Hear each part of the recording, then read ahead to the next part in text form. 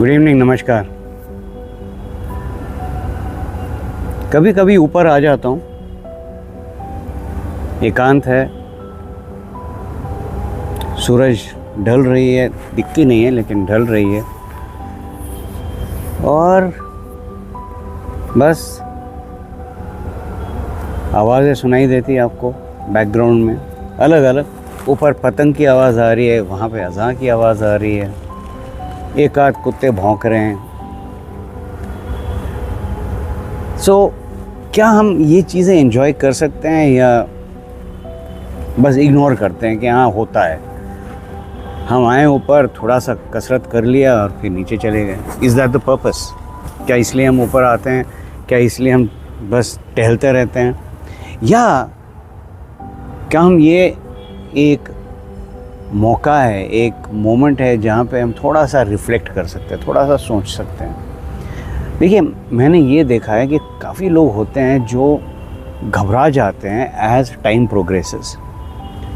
ना सबको पता है कि टाइम प्रोग्रेस होता है, और प्रोग्रेस का मतलब उम्र ढलते जाती है ना। कुछ लोगों को ये लगता है उम्र ढलना मतलब एज हो रहे हैं, लेकिन बहुत कम लोगों को ये पता है कि एजिंग नेसेसरली डजंट मीन कि आप बूढ़े हो रहे हो।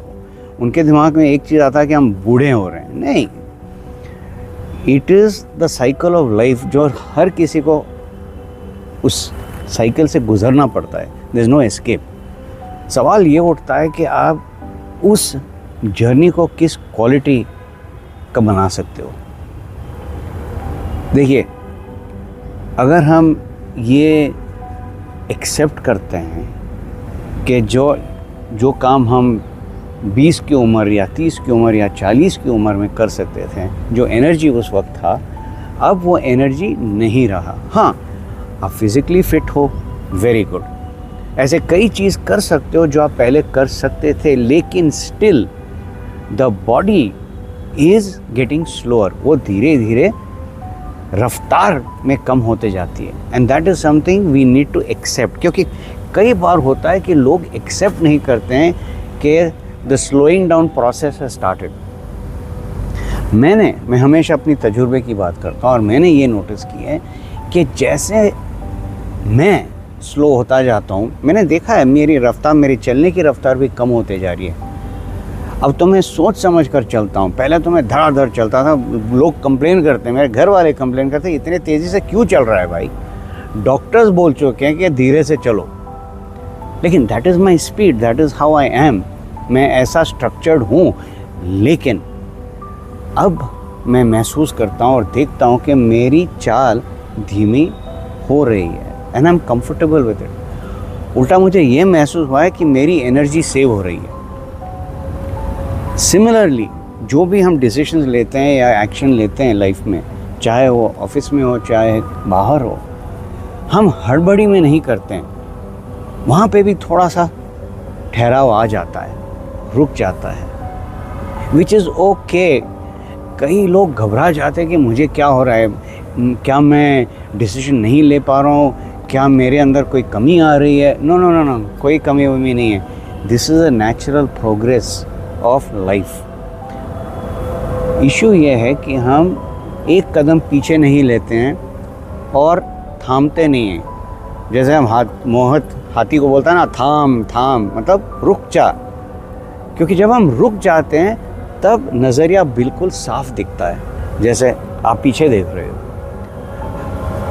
अगर डस्ट पोल्यूशन नहीं होता है तो नज़रिया साफ होता है। सिमिलरली हमारे आगे भी ये जो धुंधलापन होता है ये क्लियर होता है, क्योंकि हम थम जाते हैं, और जो भी डस्ट होता है वो सेटल होता है। फिर हमें दिखाई देता है कि आगे हमें क्या एक्शन लेना है। ये एक एडवांटेज होता है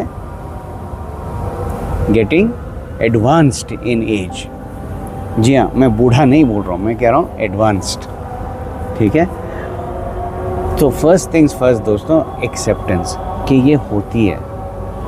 अब देखिए, ये सब आवाज़ें आ रही हैं, मुझे कुछ नहीं हो रहा है, I am not getting disturb. ये एक एनवायरनमेंट है और मैं इस एनवायरनमेंट में बिल्कुल सेटल्ड हूँ, देयर इज़ नो प्रॉब्लम। मैं अपना काम कर रहा हूँ जो मुझे करना है, और वो है आपके साथ बात करना। So there is no issue. वो एक ठहराव हमें कल्टीवेट करना पड़ता है, डेवलप करना पड़ता है एज वी प्रोग्रेस, जैसे हम प्रोग्रेस करते हैं लाइफ में। लेकिन ये तभी होगा जब आप वक्त वक्त पे अपनी जो चाल है उसको थोड़ा सा धीमे करो और कुछ वक्त के लिए रोक भी दो, ताकि आपको थोड़ा सा वाइड स्कोप विजन मिले कि आपके आगे क्या है, क्या होने वाला है शायद। इसका मतलब ये नहीं कि यू स्टॉप लिविंग, इसका मतलब ये नहीं कि आप लाइफ को एंजॉय मत करो, नहीं नहीं नहीं। Life is meant to be enjoyed but not at the cost. आप कीमत क्या देते हो वो एंजॉयमेंट की, ये बहुत ज़रूरी है पहचानना और समझना। क्योंकि अपनी हेल्थ, अपनी mental health, physical health, spiritual health पे ध्यान देना बहुत ज़रूरी है। क्योंकि अब जब ये सारे अलाइंड हो जाते हैं, बाकी सब भी अलाइन होना शुरू हो जाती हैं। That is the law of life, ये एक नियम है ज़िंदगी की। तो नेक्स्ट टाइम जब आप अकेले हो, चाहे आप वॉक कर रहे हो, चाहे पार्क में बैठे हो, चाहे जैसे यहाँ पे अपने बालकनी में बैठे हो, कोई नहीं है आसपास, थोड़ा सा सोचिए आपके साथ क्या हो रहा है as you progress in your life cycle. जैसे आप आगे बढ़ते हो लाइफ में, उम्र के हिसाब से फिज़िकल, मेंटल, इमोशनल क्या हो रहा है आपके साथ, इस पे थोड़ा सा ध्यान दो। फिर देखिए कई आंसर्स मिलेंगे आपको और कहीं नहीं भी, बट डोंट वरी, हर चीज़ का आंसर मिलना ज़रूरी नहीं है। वो भी तो एक एडवेंचर है, थोड़ी सी मिस्ट्री रहने दीजिए। मिस्ट्री धीरे धीरे सॉल्व हो जाएगी। बस एक चीज़ का ध्यान रखना है, जो मैं करता हूँ, लर्निंग। कितनी लर्निंग हुई आपकी अपनी डेवलपमेंट के लिए, ताकि आपकी प्रोग्रेस, आपकी journey is filled with quality, not just quantity. सोचिएगा ज़रूर। Have a lovely evening.